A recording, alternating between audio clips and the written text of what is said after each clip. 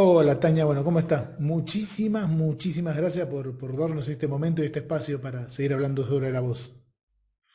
Muchas gracias, Cristian, por la invitación. A mí me encanta hablar sobre la voz, así que acá estamos. Genial, genial, qué buenísimo. Lo que me atrajo de tu trabajo fue justamente de un colega tuyo que tenemos en común en las redes sociales, Maximiliano, que Sí, hablaba sí, sí. sobre, que te citó a vos sobre un tema muy interesante y del cual no se ha hablado ni ahondado mucho, que es el tema del COVID y la voz.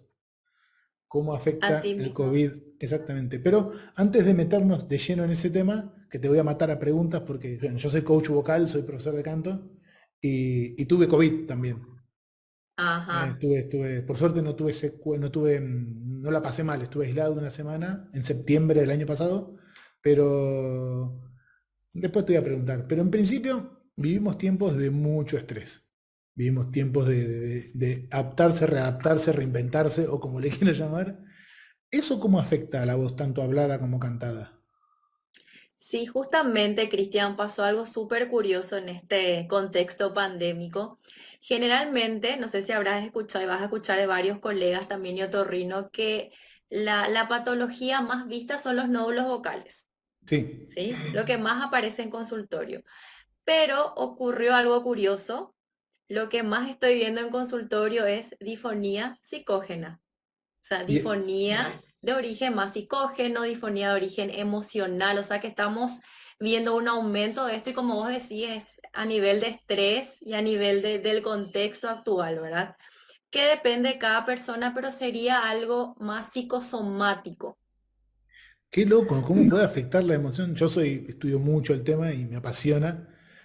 Cómo un pensamiento, ¿no? Que generalmente los pensamientos son los que generan sentimientos, emociones, pueden afectar orgánicamente a las cuerdas vocales o a Sí, la laringe en sí, ¿no? exactamente.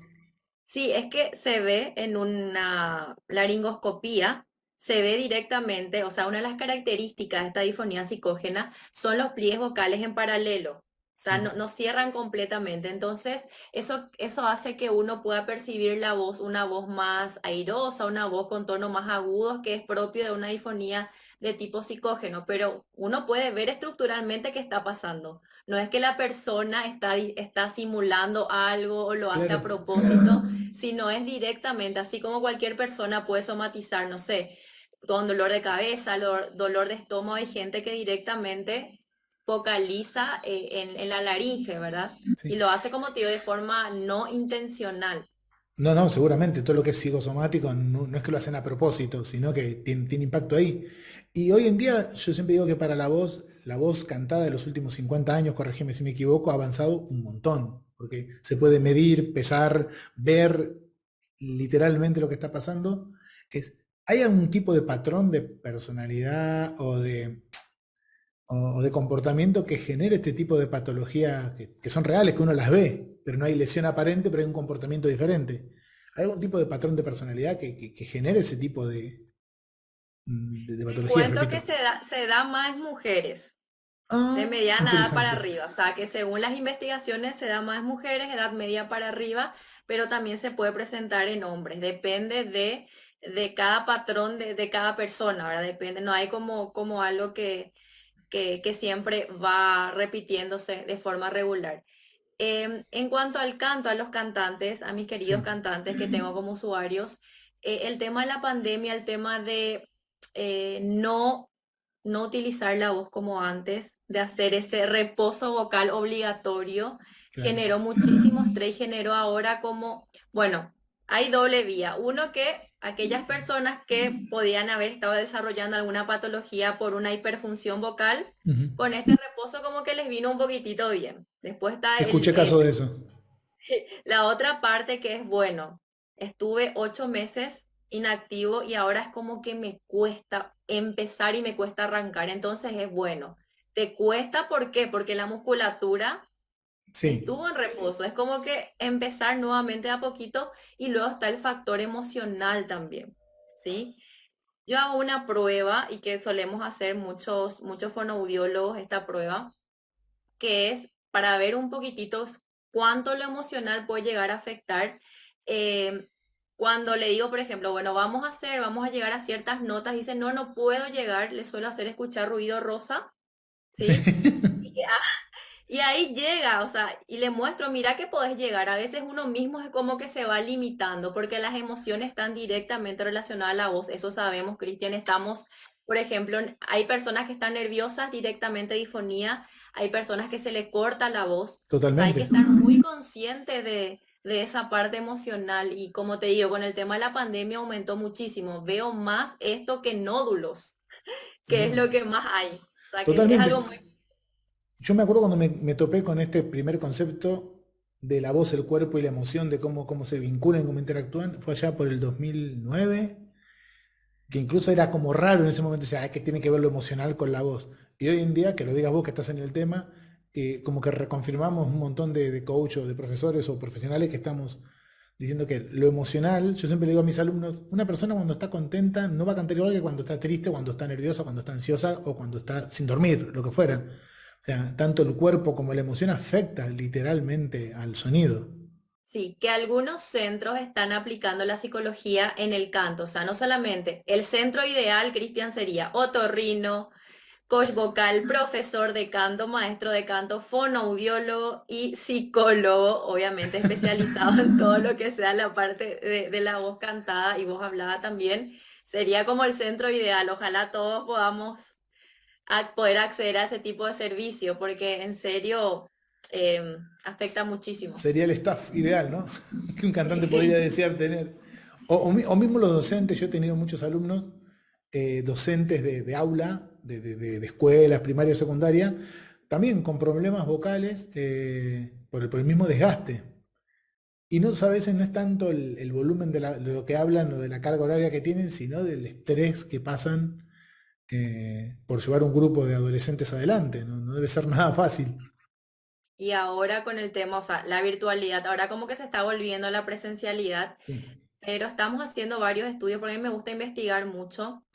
Soy docente universitaria, estoy en la parte de investigación y el tema de la virtualidad demandó mucho más el uso vocal. ¿Por totalmente. qué? Porque los alumnos están con las cámaras apagadas, los micrófonos apagados.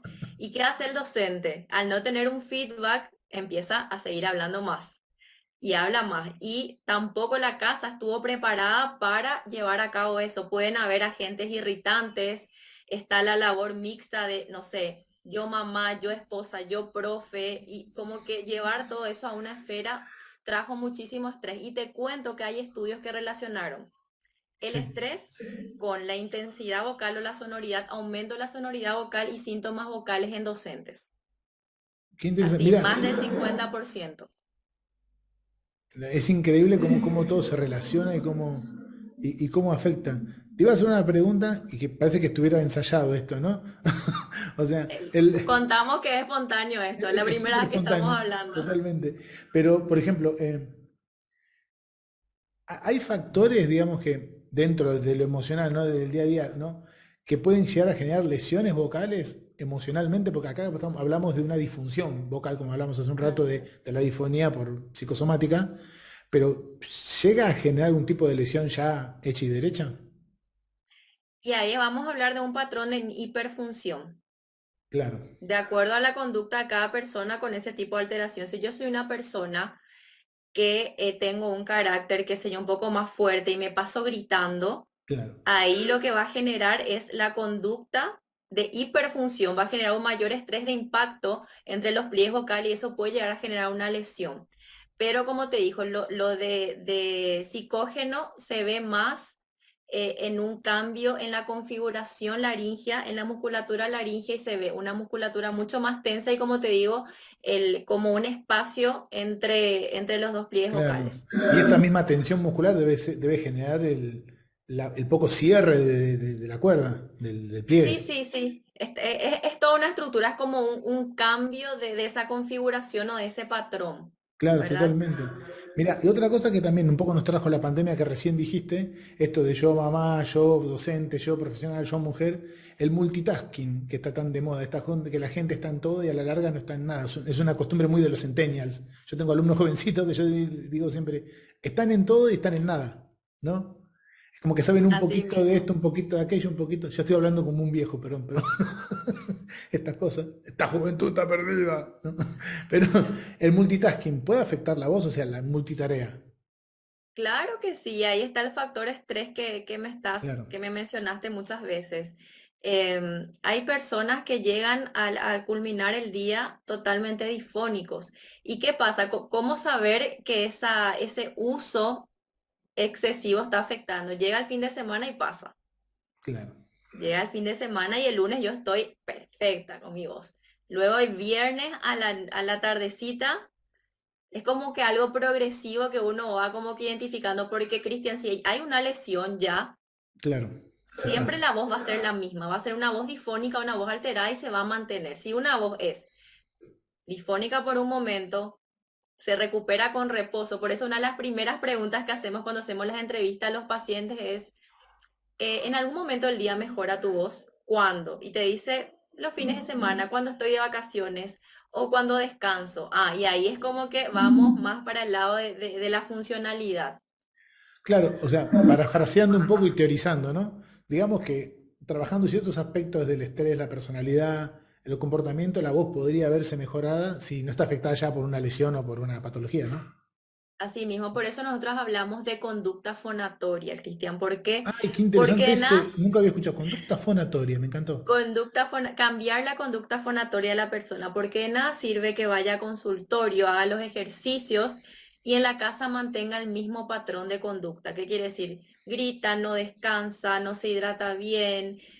¿De qué Claro. sirve? O sea, por eso siempre es, aparte de los ejercicios, hablar un poquitito y hablar de higiene vocal con la persona y tratar de identificar qué conductas están enmarcadas para que se mantenga esa alteración, para poder ir eliminando a poquito, porque es progresivo. A veces uno no se da cuenta, te dice, por ejemplo, uno pregunta la profesión y te dice contador.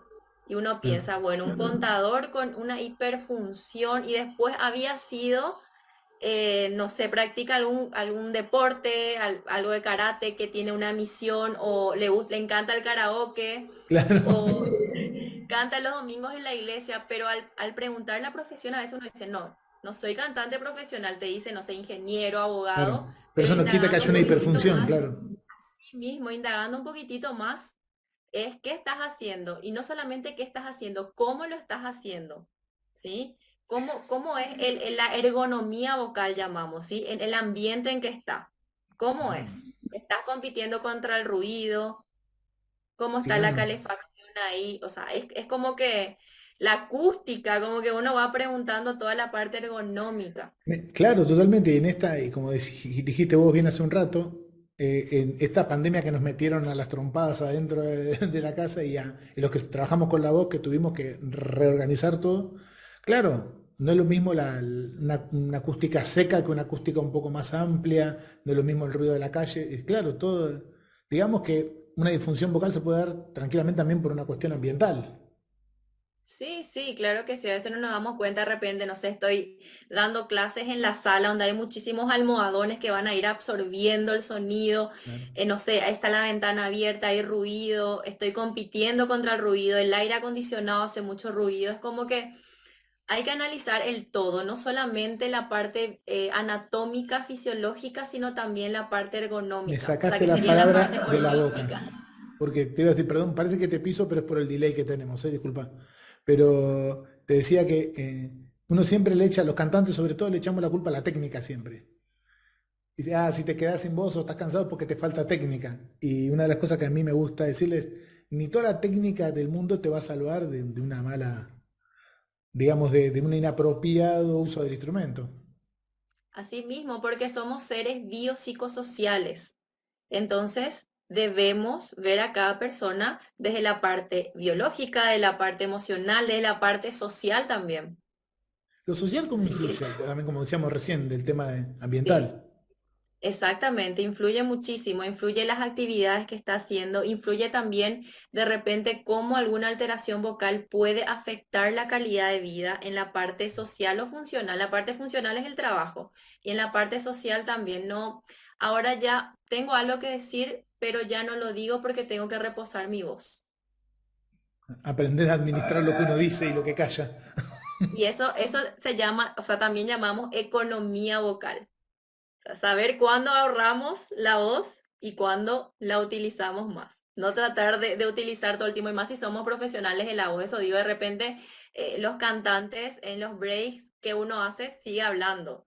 En vez de reposar un poquitito, como que me voy, hablo. O sea, es parte del show, uno entiende. Sí, sí. Hay que como que ir un tira y afloje y ir negociando un poquitito.